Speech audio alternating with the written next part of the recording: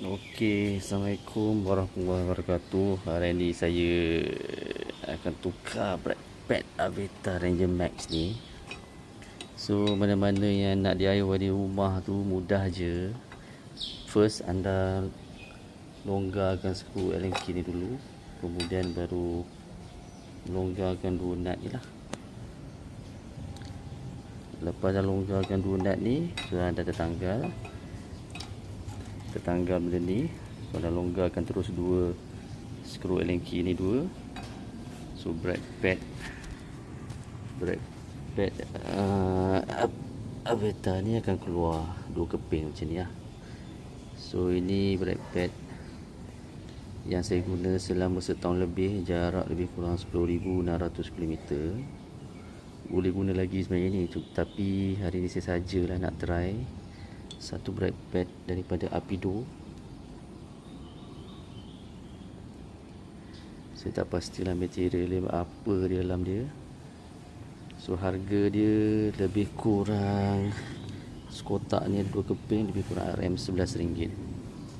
Apido brake pad MR3 front.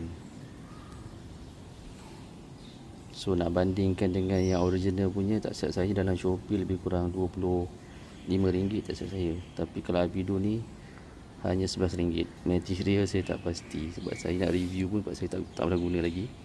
Ini first time saya baru nak gantilah. Skru brake pad ni nampak macam sama je, ngam, boleh masuk.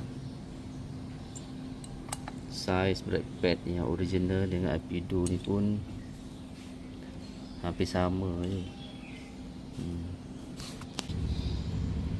Kalau saya compare Apido dengan yang original punya brake pad ni, saiz hampir sama je sebenarnya ni.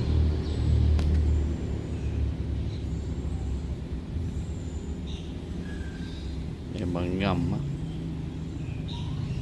Tapi sejauh mana dia punya ketahanan tu saya tak pastilah, sebab first time saya nak guna kan.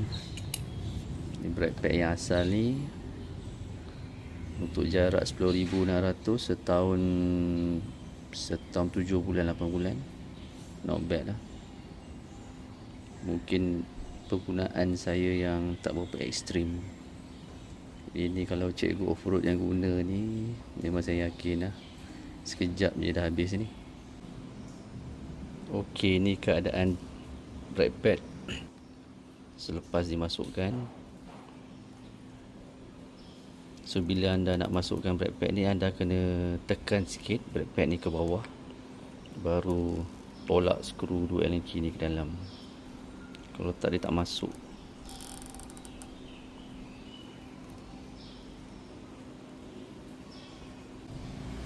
Okey, selesai.